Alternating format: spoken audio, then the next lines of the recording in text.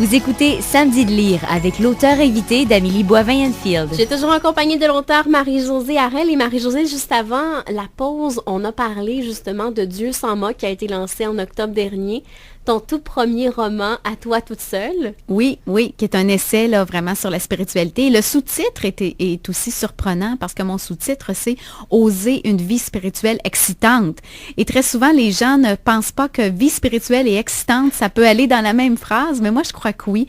Puis pour moi, une vie spirituelle excitante, c'est vraiment la possibilité de déployer notre potentiel, d'être heureux, de laisser notre lumière briller. Si Dieu existe, je crois profondément qu'il veut qu'on soit heureux. Notre vocation, c'est le bonheur. Donc, il y a toujours cette idée aussi, ce besoin d'accomplissement à travers mon livre, parce qu'il y a toujours mon parcours en trame de fond. Donc, on peut rattacher des notions très spirituelles à quelque chose de très concret aussi. Et ce que j'ai aimé dans le livre, c'est que tu nous... comment je pourrais dire ça?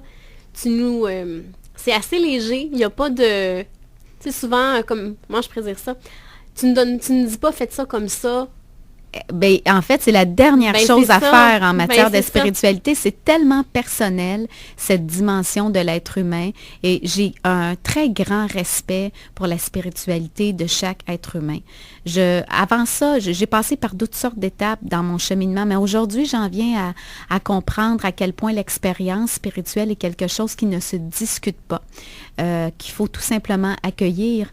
Et quel droit, moi, j'ai d'aller dire à quelqu'un que ses croyances ses croyances sont erronées. Et il y a une distinction importante ici entre croyance et foi. Mm-hmm. En fait, les croyances, c'est vraiment d'ordre intellectuel et d'ordre rationnel.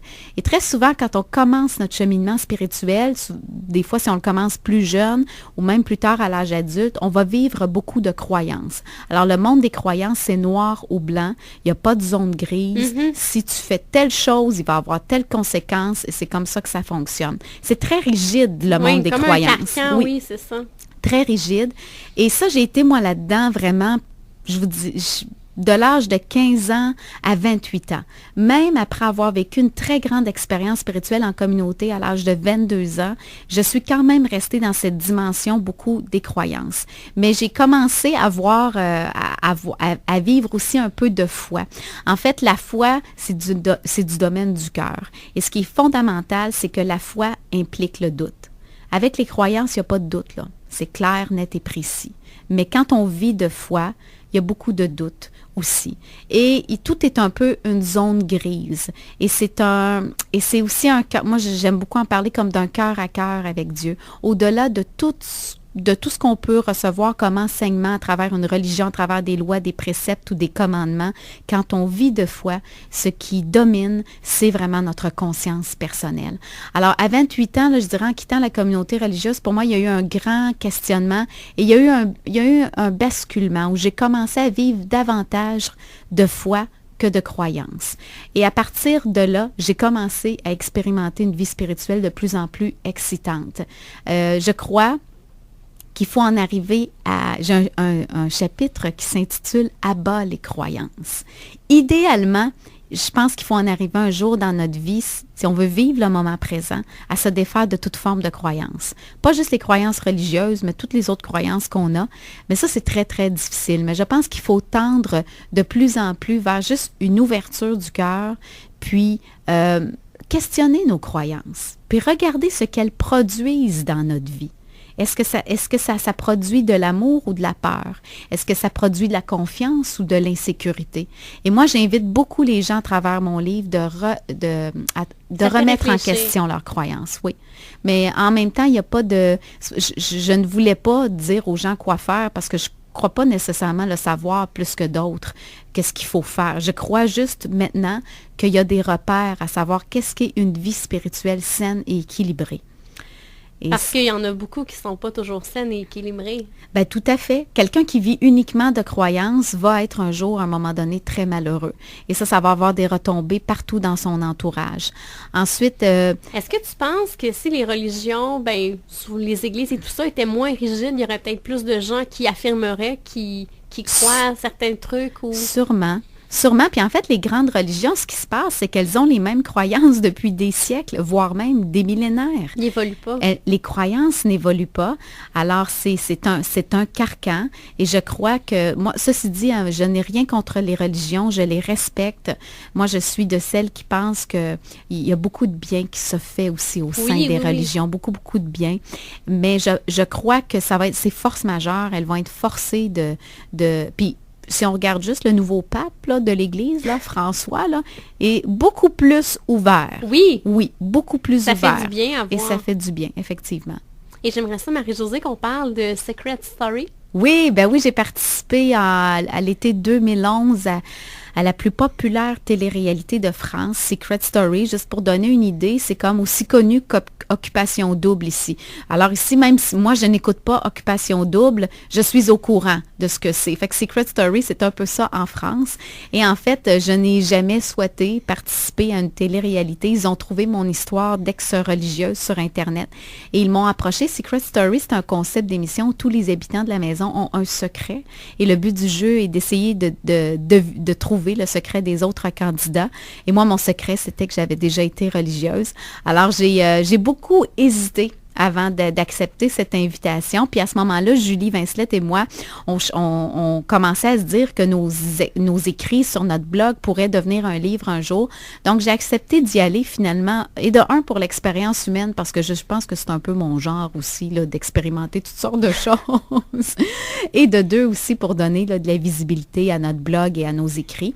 Ça a été vraiment une expérience hors du commun. Je me suis retrouvée enfermée avec... C'était la plus vieille, je crois. Hein? J'étais la plus vieille, donc il y avait au total 14 candidats, donc avec 13 autres personnes, des jeunes entre 20 et 25 ans pour la majorité. Mais j'ai vécu vraiment une espèce d'effet de fontaine de jouvence. Ces jeunes-là m'ont fait du bien. On dirait qu'ils m'ont rappelé qu'est-ce qui était vraiment important dans la vie, parce que quand on vieillit, on se prend au sérieux. C'est comme ça. Puis je le dis toujours, là, je recommande ce que j'ai vécu, là, une semaine dans la Maison des Secrets avec des jeunes. Je recommande cette thérapie à tout adulte qui se prend trop au sérieux. En même temps, j'ai été celle que je suis et ces jeunes-là se sont collés à moi. Moi, continuellement, je vais parler aux gens de l'importance de réaliser nos rêves, à quel point on est grand, à quel point on est puissant et on est lumineux. Puis c'était comme ça que je leur parlais. Et je me rends compte que la génération des 15-25 ans est une génération oubliée. On ne s'intéresse pas beaucoup à eux. Hein? Peu. Parce que l'adolescence, là, c'est tellement trouble. On les laisse tomber un peu à 15-16 ans, puis on les rattrape à 25 quand ils deviennent enfin de vrais adultes. Pourtant, entre 15 et 25, c'est un temps où il faut vraiment s'intéresser à qu'est-ce qu'ils veulent faire de leur vie. Où est-ce qu'ils se voient dans 5 ans, dans 10 ans. Leur apprendre à établir des buts, des objectifs. L'importance aussi de rêver et de voir grand. Puis c'est ça que j'ai fait avec eux pendant la petite semaine que j'ai été là. Et quand je suis partie, parce que j'ai décidé de quitter là, après 8 jours, parce que je m'ennuyais beaucoup, là, définitivement, de mon garçon. Quand j'ai quitté, j'ai été la première surprise ils sont tous fondus en larmes, là. Même les grands gars de 6 pieds pleuraient. Et là, je me disais, waouh, il s'est passé quelque chose ici.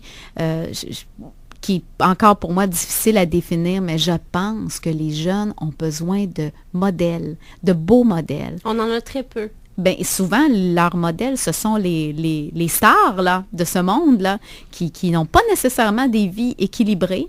Alors, je pense qu'il faut, moi en tout cas, à partir de là, je me sens vraiment une responsabilité maintenant d'être un modèle pour les jeunes, puis les 15-25 ans, et de m'intéresser à eux. Est-ce que tu aimerais ça, donner des conférences dans des écoles?